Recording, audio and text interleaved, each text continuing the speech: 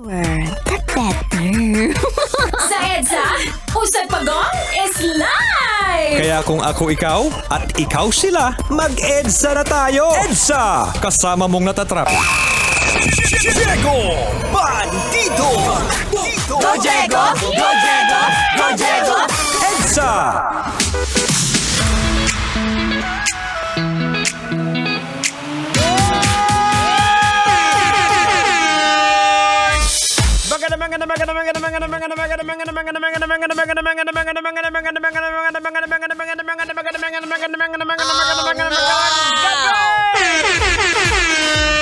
Metro and Mega Manila, give it a quick check, and it's now exactly 32 minutes after 6 o'clock in the evening. I hope you guys are all having a great time. Welcome to the show. Welcome to the greatest show on the planet Earth. No. This is the show that will really make you feel good and make you feel better. Even the DJ don't feel better.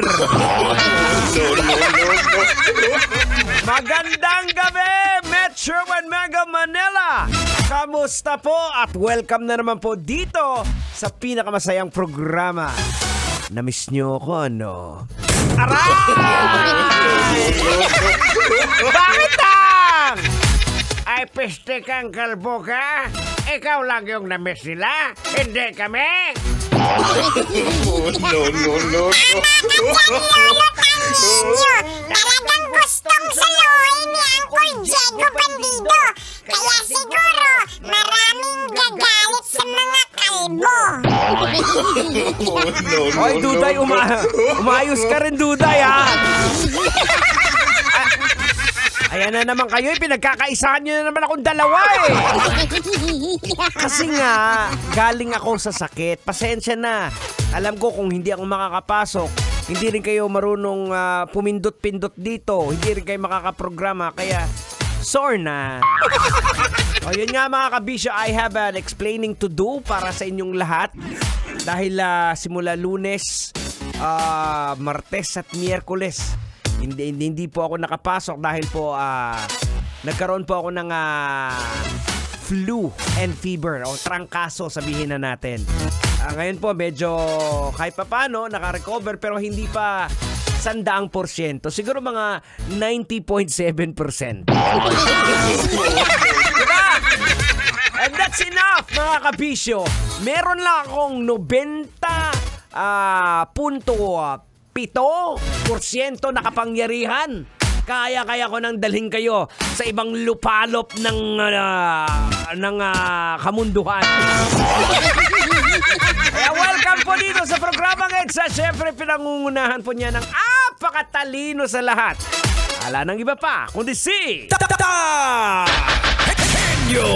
Hindi natendent pero juicy pa rin kagagarago mo. Siyempre, yours truly, the prodigy of Tanghenyo, Diego Bandido! Pag may buhok, kailangan pa bang i-memorize yan?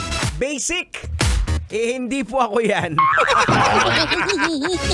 At syempre, hindi naman makukumpleto ang tropang EDSA kapag wala po ang napaka-cute at napaka-kulit na si...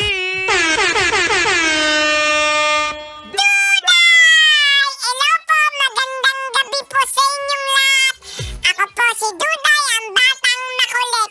Pero Uncle Diego, tsaka Lolo Tanginyo, nalulungkot po ako kasi marami po yung mga nalubog po sa baha at mga nakita ko rin po yung mga dogs na iwan po. So ako po, nagpe-pray po ako na sana po makabalik po kayo sa inyong mga house at sana din po yung mga dog na naiwan buhay pa po sila. Sana hindi po sila pinulutan ng mga lasinggero.